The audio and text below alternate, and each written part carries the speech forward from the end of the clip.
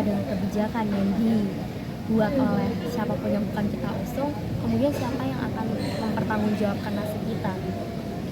Dari situlah kemudian aku selalu mendorong teman-teman milenial untuk bergerak ke TPS, karena dari situ dengan menyumbang satu suara kita bisa menentukan arah politik hari ini akan kemana. Apakah akan betul-betul berpihak kepada milenial dan milenial, atau malah hanya berpihak kepada yang berkuasa aja.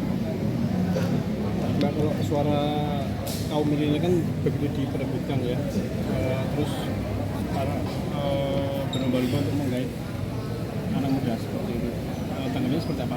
Seberapa signifikankah suara anak muda untuk meraup suara dalam pemilu? Hari ini anak-anak muda itu selalu digadang-gadang bonus demokrasi membawa Indonesia Emas 2045. Tentu hal itu memang betul, tapi kembali lagi diingatkan bahwa kita nggak boleh hanya jadi kendaraan untuk mencapai kekuasaan para orang-orang yang di atas, misalnya gitu mas.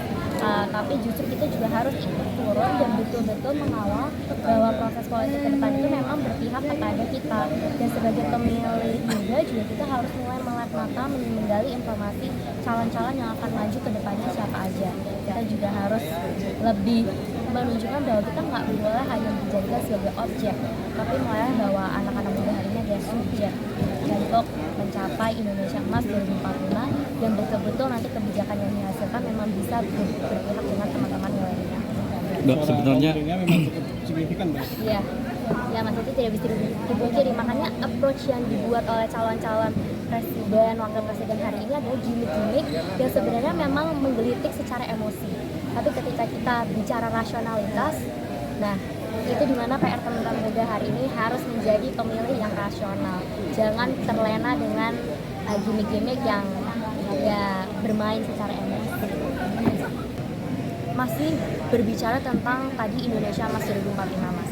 Tentu dengan adanya anak-anak muda, ketika teman-teman muda ini punya wadah yang tepat, itu memang akan menjadi sebuah bonus yang bisa membawa Indonesia baik secara ekonomi, politik, sosial, dan budaya.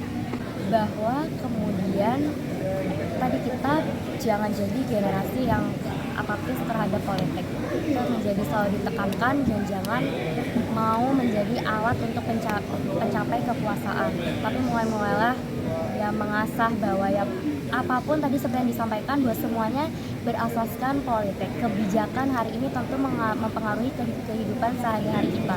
Makanya ya harus mulai. Optimis kan? Optimis, karena tidak bisa dipungkiri bahwa pemerintah pusat hari ini juga memang terbuka untuk teman-teman muda supaya berpartisipasi dalam kekuasaan. Tapi dengan adanya kehadiran teman-teman yang mau mencalonkan